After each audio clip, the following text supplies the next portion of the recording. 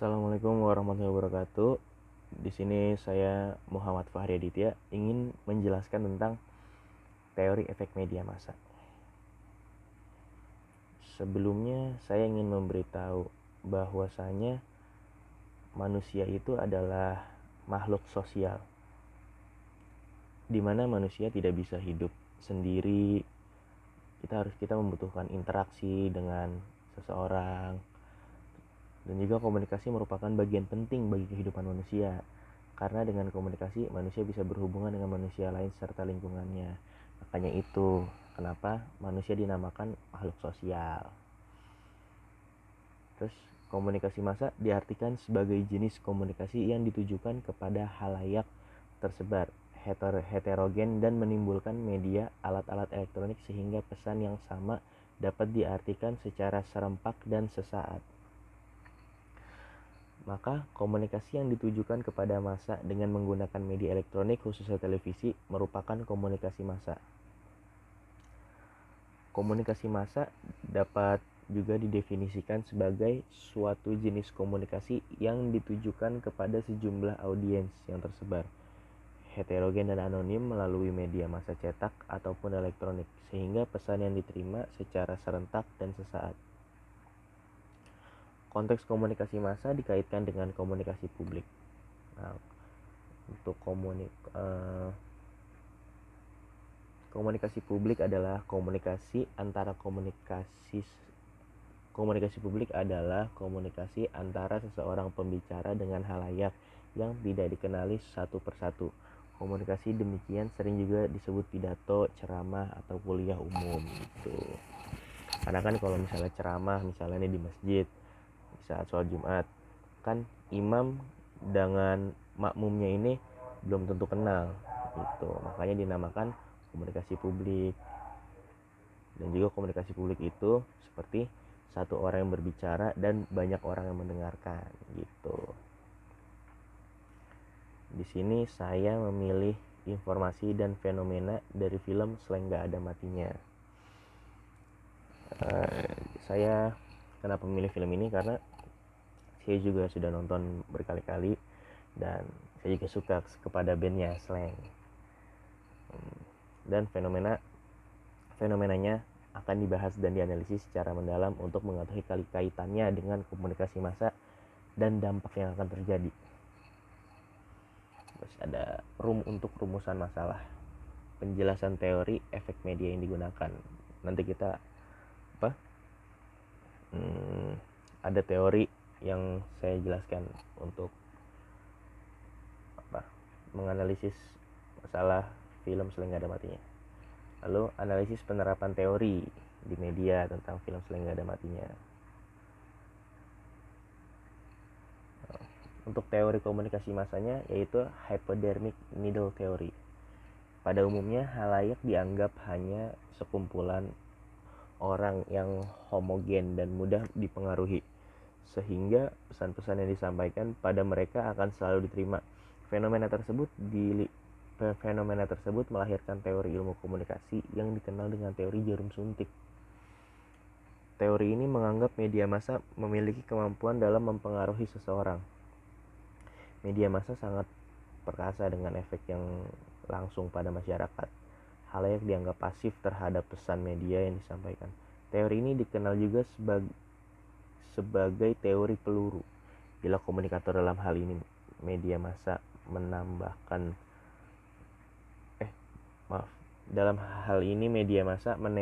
peluru, yakni pesan kepada halayak. Dengan mudah halayak akan menerima pesan yang disampaikan media. Teori peluru ini juga merupakan konsep awal efek komunikasi massa yang oleh para pakar komunikasi tahun 1970-an dinamakan pula hypodermic needle theory. Lalu pada periode ini kehadiran media massa baik media cetak maupun media elektronik mendatangkan perubahan-perubahan besar di berbagai masyarakat yang terjangkau oleh all powerful media massa. Penggunaan media massa secara luas untuk keperluan komunikasi melahirkan gejala-gejala massa society. Individu tampak seperti distandarisasikan diotomatisasikan dan kurang ketertarikannya di dalam hubungan antar pribadi atau interpersonal relation. Terpaan media massa tampak di dalam kecenderungannya adanya homogenitas cara-cara berpakaian, pola-pola pembicaraan, nilai-nilai baru yang timbul sebagai akibat terpaan media massa serta timbulnya produksi massa yang cenderung menunjukkan suatu kebudayaan. Oke, di sini saya akan menjelaskan tentang sinopsis film Slang Gak Ada Matinya bagi kalian yang belum tahu filmnya ya.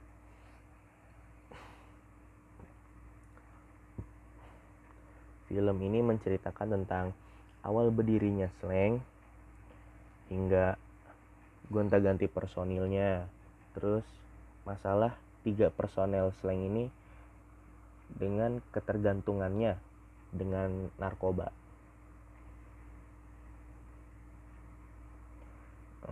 Pada tahun 1997, Abde dan Rido dipanggil Slang untuk datang jamming bersama Bim Bim dan Ivan.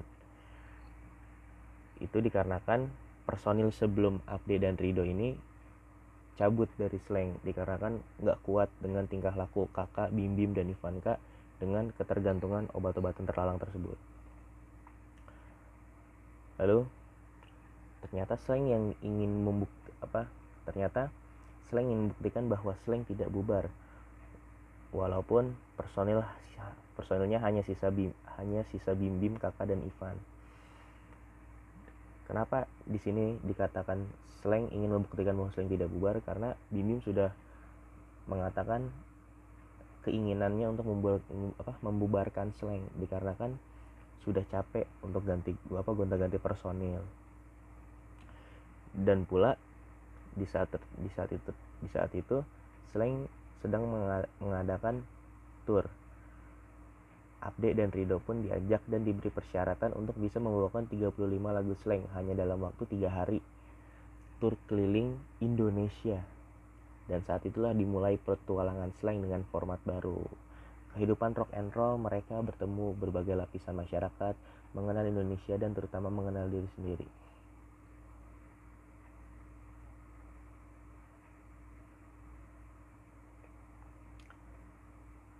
Lalu di sini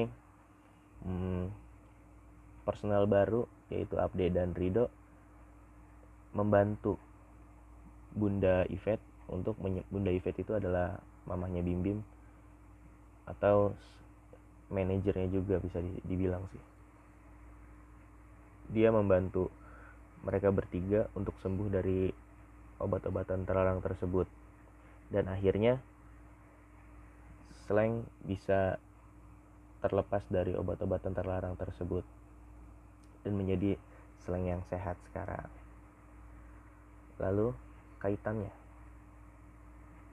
dalam kasus ini bisa dilihat dari pesan yang diceritakan film Slang Gak Ada Matinya merupakan suatu teori hypodermic needle theory yang di mana menunjukkan bahwa di film tersebut mempunyai dampak yang kuat kepada audiens atau bisa mempengaruhi audiens. Dengan adanya cerita Bim Bim, kakak dan Ivanka berjuang melepaskan ketergantungan dari narkoba, di film ini juga memiliki pesan yang jelas dan sederhana, yaitu jauhi narkoba dan jangan pernah menyentuhnya. Dan jangan pernah juga meninggalkan keluarga dan sahabat. Lalu teori efek medianya. 1. Efek kognitif.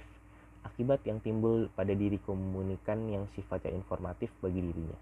Dalam efek kognitif ini akan dibahas tentang bagaimana media massa dapat membantu khalayak dalam mempelajari informasi yang bermanfaat dan mengembangkan keterampilan kognitifnya. Efek afektif. Efek ini kadarnya lebih tinggi daripada efek kognitif. Tujuan dari komunikasi massa bukan sekadar memberitahu khalayak, tetapi lebih dari itu. Khalayak diharapkan dapat turut merasakan perasaan iba, terharu, sedih, gembira, marah, dan sebagainya.